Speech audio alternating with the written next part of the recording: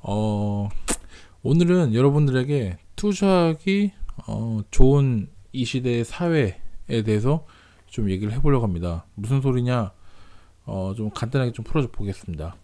문재인 2017년 대통령 취임사 기억하시나요? 여러분들? 뭐 워낙 유명한 얘기니까.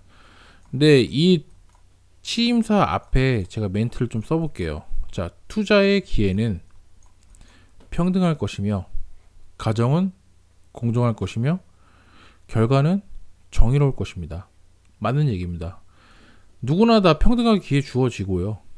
그리고 가정도 공정합니다. 그리고 결과도 하는 만큼, 정말로 하는 만큼 가져가기 때문에 정말로 정의롭습니다. 정말로 이 다른 거는 모르겠는데, 다른 거는 제가 뭐 판단할 그런 건 없고, 이 투자의 면에서는 정말로 뭐든지 다 평등하게 공정하고 정의롭게 주어졌습니다. 왜냐면 여러분 부동산 그 룰, 규제 나오잖아요. 규제하고 방침이 나옵니다. 근데 이런 것들이 보면은 전부 다 뭐 여러분들에게 편파적으로 여러분들에게 뭐 안 좋게 뭐 떨어지고 그런 게 아니에요.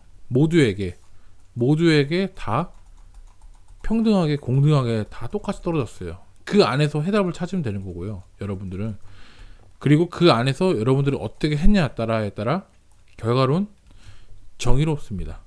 예, 정의롭다. 정말로 그래서 요즘에 2017년에 출범을 하고 나서 지금 2021년이죠. 하반기를 달리고 있는데 이 사이에 무슨 일들이 일어났냐? 신흥부자들이 어마어마하게 많이 났어요. 신흥부자들이 진짜 어마어마하게 많이 났어요. 예를 들어서 뭐 코인, 그다음에 주식, 그다음에 부동산. 진짜 제 주변에도 그렇고 너무 많이, 그러니까 많이 나왔어요. 그만큼 이제 양극화가 더 심해진 것도 있을 수 있는데 뭐 자영업자 하시는 분들한테 제가 죄송스러운 좀 말씀이지만 저도 뭐 따로 이제 별도로 매장을 하고 있지만 정말로 자영업자 분들한테는 정말로 하루하루 정말 지옥 같은 매출 떨어지고 뭐 4단계 뭐 코로나 그런 것 때문에 진짜 여러 가지 복합적인 요소 때문에 정말 진짜 집 팔고 집 그 가게 지키고 이런 식으로 나락으로 떨어지는 그런 일들이 벌어지고 있고 진짜 안타까운 일들이 많이 벌어지고 있는데 그 외에 반면 신흥 부자들 예를 들어서 플랫폼이라든지 아니면은 배달 쪽이라든지 코로나 때문에 특수로 이제 반사 이익을 보는 기업들이 있어요. 대표적으로 뭐 인터넷 기업이라든지 많고 아까도 제기했다시피 코인, 그다음 주식, 부동산, 자산 가치가 상승이 되면서 이 시대적 흐름에 같이 이제 탑승을 하신 분들이 있어요. 이런 분들이 엄청나게 부자들이 신흥부자들 많이 태어났어요. 그래서 17년도부터 21년도에 진짜 많이 태어나서 많이 부자가 났고 그래서 그렇기 때문에 슈퍼카들도 많이 구매를 하시게 되고 그런 것들이 된 것 같아요. 그래서 어느 정도 이제 부자의 기준도 상당히 높아졌고 그와 반대로 뭐 현금의 가치가 하락한 부분도 있어요. 하락한 부분도 있고 뭐 돈을 많이 좀 찍어낸 것도 있고 해서 좀 복합적인 요소가 있긴 한데 뭐 어쨌든 시대적 흐름은 그렇다. 근데 여러분들 제가 이제 드리고 싶은 얘기 뭐냐면 야 근데 나는 부자들 그렇게 많이 탄생한 건 좋은데 나는 왜 지금도 가난하고 혹은 평범할까? 저는 여러분들이 이거를 그러니까 찾지 않는 것에 대해서 그거를 여러분들 스스로가 좀 반성을 해야 될 것 같습니다. 예. 뭐 이런 것 같아요. 예를 들어서 만약에 이게 대표적으로 만약에 전세를 사신 분들이 있어요. 전세를 사신 분들이 있는데 전세 4억을 산다고 볼게요. 전세 4억을 사는데 3억은 내 돈이야. 3억은 내 돈이고 1억은 은행 대출이야. 대출. 이렇게 전세를 산다고 쳐요. 전세 4억에 3억에 1억 대출을 받고 있어. 근데 이게 문제는 뭐냐면 첫 번째 5% 갱신권 청구 쓰겠죠. 5% 갱신권 청구 써가지고 3억에서 이제 5% 받아가지고 이제 1,500만 원 정도 늘리겠죠. 1,500만 원 늘리겠죠. 근데 이제 문제는 어떻게 되겠죠? 4년 후가 문제겠죠. 4년 후. 4년 후에는 어쨌든 전세 금액이 좀 많이 올라갈 것 같습니다. 예를 들면은 최소한 4억에서 5억 사이는 되겠죠. 4억에서 5억 사이는 오른다. 3억 하던 게 4억에서 5억을 오릅니다. 그러면 플러스 얼마죠? 1억에서 1억 5천이 됩니다. 자, 그러면 여러분들이 연봉이 얼마가 될지 모르겠지만 일반적인 직장에 다니는 사람의 연봉으로서 이게 가당키나 하는 얘기입니까? 1억에서 1억 5천을 모아야 되는데, 자, 그럼 뭐라면 내가 갖고 있는 돈, 내가 3천만 원, 1년에 3천만 원 모았어요. 그것도 많이 모은 거지만 1년에 3천만 원 모아서 2년 동안 또 3년 동안 모아가지고 이 모은 돈 플러스 대출을 더 받아야 된다는 거죠. 대출을 더 일으키고 내가 가지고 있는 돈 때려 박아서 전세 보증금을 올려야 된다. 그 얘기를 하고 싶은 거예요. 그러면 4억에서 5억을 굴리겠죠. 근데 이게 보편적인 얘기예요. 보편적인. 거의 대부분이 이런 방식을 택할 거고 이게 거의 대부분이 행해지는 행인데 문제는 이 4억에서 5억이란 돈이 누구한테 들어가는 돈이죠?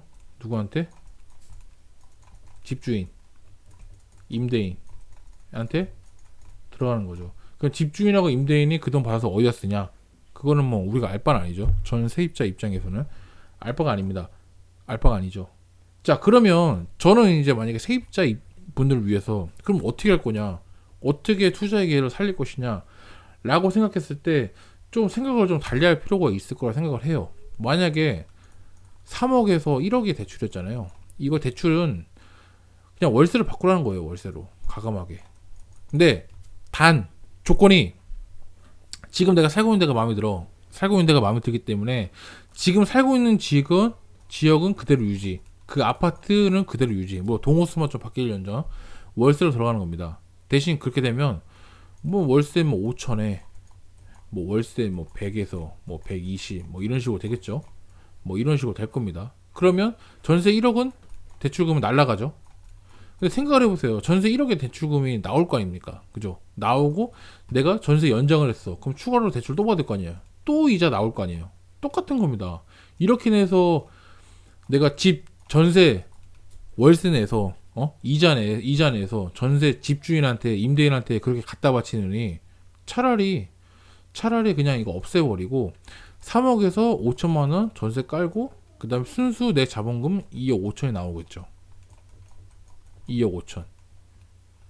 지금까지의 그 3억하고 플러스 1억은 이 이자 내고 순수 내 돈 이거는 집주인을 위해서 일을 한 겁니다. 근데 지금 3억이 내 돈이 월세 5천 그 다음에 월세 보증금 5천에다가 이 100에서 120 월세 내는 거 빼고 2억 5천이라는 돈이 있는데 이 돈을 순수하게 나를 위해서 일을 한 겁니다. 나를 위해서. 돈이 정말 일하게 만드는 거죠.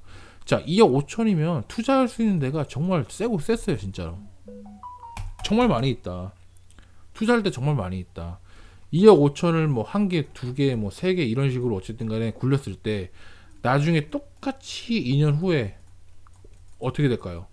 전세 보증금 3억에다 플러스 1억에다가 내가 2년 후에 또 5% 갱신권 청구하고 또 나중에 냈을 때 그 돈이 만약에 보증금이 4억에서 4억 5천 됐을 때 그게 과연 내 돈일까요? 아니죠. 그건 임대인의 돈입니다. 그렇게 됐을 때 여러분들 내 돈 2억 5천이 과연 나를 위해서 일하게 됐을 때 2년 후에 돈이 얼마큼 될까요? 그것은 바로 최소한 4억에서 5억 정도가 나중에 시드머니가 종잣돈이 형성이 될 겁니다. 예. 그렇기 때문에 여러분들은 잘 생각해 보셔야 돼요. 4억에서 5억 정도 되는 돈이 형성이 되면 그 돈이 여러분들은 과연 2년 후에 집주인한테 같이 갖다 바치는 게 그게 맞을까요? 아니면 나를 위해서 쓰는 돈이 그 돈이 맞을까요? 그러면 4억에서 5억이라는 돈을 투자를 했을 때 다시 나를 위해서 다시 피드백이 될 거 아닙니까? 그럼 그 돈을 2년 후에 다시 팔고 나서 내가 4, 5억이 생겼을 때 내가 다시 한 번 더 투자를 가든지 아니면 내가 4, 5억이라는 돈을 가지고 정말로 내가 살고 싶은 집에다가 전세를 끼고 사는 겁니다. 내가 살고 있는 집이 이렇게 있는데 내가 4억에서 5억을 갖고 있어. 그럼 전세를 끼고 사는 거죠. 그러면 집 매가가 있고 전세 보증금이 이렇게 있습니다. 그럼 내가 요만큼의 4, 5억을 지불했죠. 그러면 난 나중에 전세금만 주면 이 전세금만 해결하고 신용대출이나 플러스 내가 갖고 있는 돈 해서 이 돈만 해결하면 나는 이 집을 100%살 수가 있는 거죠. 혹은 어차피 내가 대출을 일으키는 거죠. 대출을 받을 수 있다면 대출을 주담보 대출을 이용해서 받을 수가 있는 거죠. 왜? 내 돈 4억에서 5억이라는 돈이 여기다 박아놨고 내가 실제로 실입주를 하게 되면 대출이 나올 수도 있고 신용대출이 나올 수도 있고 내가 갖고 있는 돈 해서 나중에 전세 계약자가 세입자가 나가게 되는 순간 내가 실입주를 쓰면 충분히 이 집을 살 수가 있는 거죠. 플러스 아니다. 난 이게 아니고 한 번 더 투자를 일으킨다.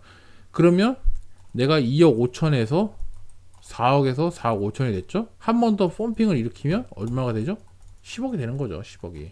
이런 식으로 계속 반복이 되는 거예요. 돈이 내가 일하는 게 아니라 돈이 일하게 한다. 그게 바로 핵심입니다. 여러분. 보통 이제 그 근로소득, 노동소득이 대단하지만 근본적으로 그 들어올 수 있는 수입을 자산을 확보할 수 있는 게 한계가 있어요. 한계가.